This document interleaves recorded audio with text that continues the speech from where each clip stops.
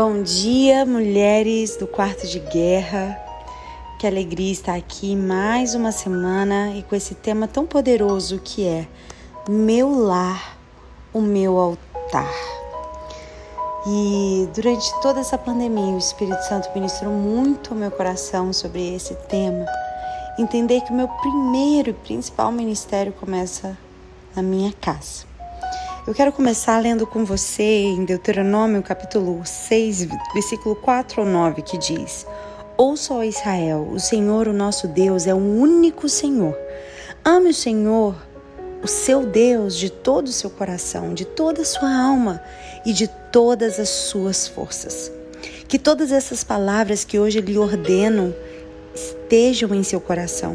Ensine-as com persistência a seus filhos.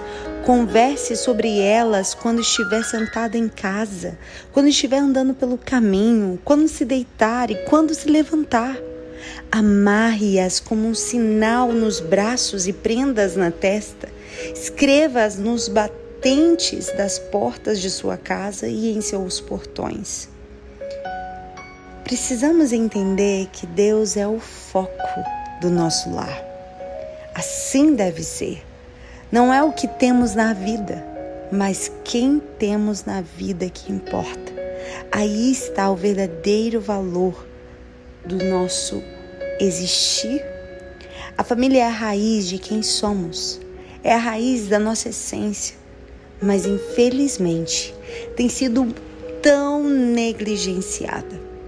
A família está em foco e também está no foco do nosso inimigo. A cada dia que passa, vemos as estratégias do inimigo para acabar com a família sendo multiplicadas. E também vemos o apelo desesperado do mundo gritando socorro por suas famílias.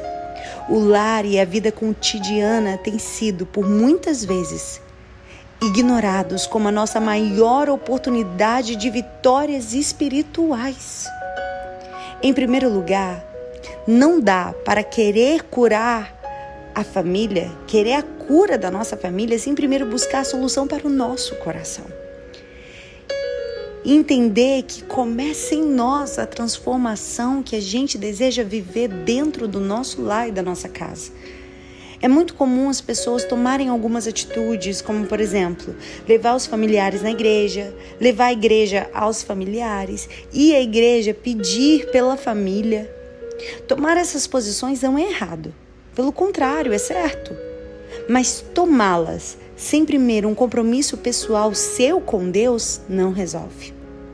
Antes, se você busca por sua família, mas se desvia da verdade em sua vida, se prepare para encarar essa realidade.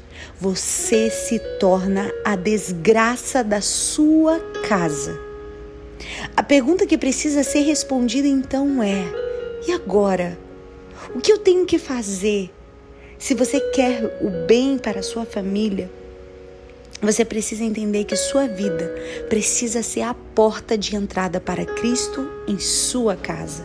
Paulo, quando declara ao carcereiro em Atos 16:31, ele diz: crê no Senhor Jesus e serás salvo tu e tua casa. O que ele quis dizer não é que minha fé salva automaticamente minha família, mas minha fé me leva a querer minha família salva. Então eu levarei a ela a razão da minha fé, a razão da minha salvação.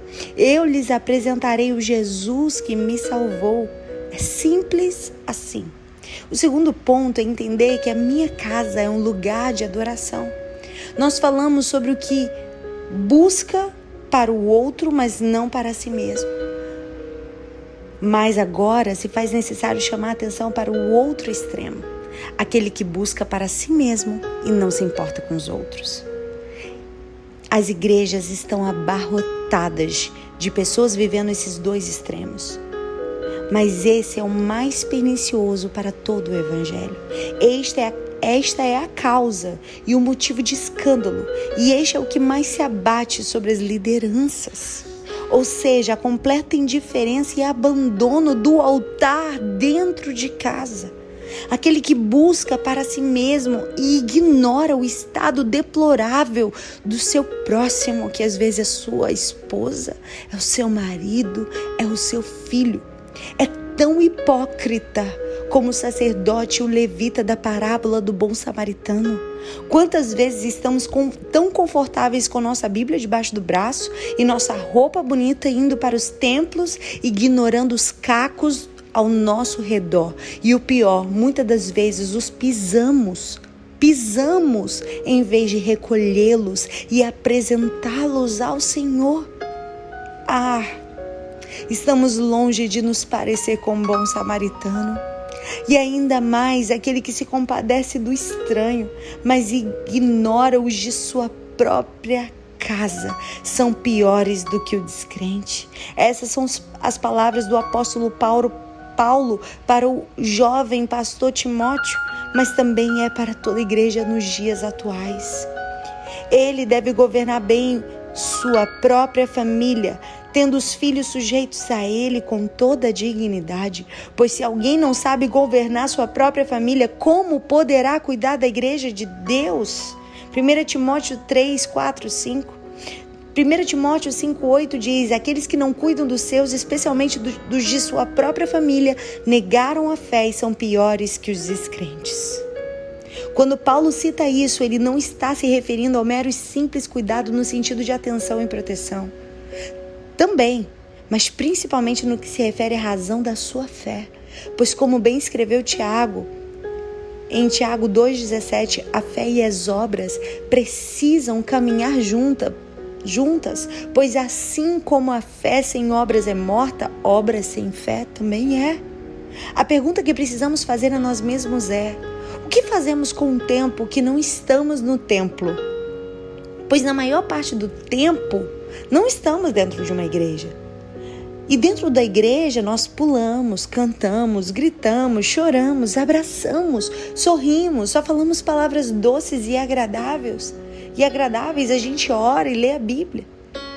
E quando saímos do templo? Ainda cantamos? Ainda choramos? Ainda abraçamos? Ainda se lê a Bíblia? Ainda oramos? O que vou dizer aos pais se aplica a você que não é pai, que não é mãe, mas é o único ou a única em sua casa que tem Jesus como Senhor e Salvador da sua vida. A responsabilidade trazida à tona pelo Salmo 127, versículo 1, se o Senhor não edificar a casa, em vão trabalham os que edificam, é uma concordância com Provérbios 22, 6, que diz: ensina a criança no caminho em que se deve andar, e até quando envelhecer, não se desviará dele.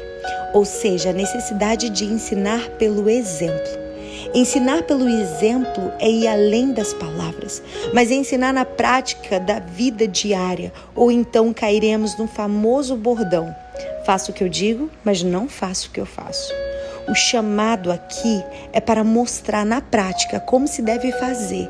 É preparar a sua casa para se encontrar com Deus. Cumpra o que está escrito no versículo 7 da primeira leitura que fizemos de Deuteronômio.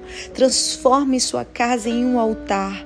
Para isso é preciso resgatar a comunhão e a intimidade dentro de casa. Para os judeus, o momento de comunhão sagrado dentro da família era os momentos de refeição, onde a família se sentava e conversava enquanto comia.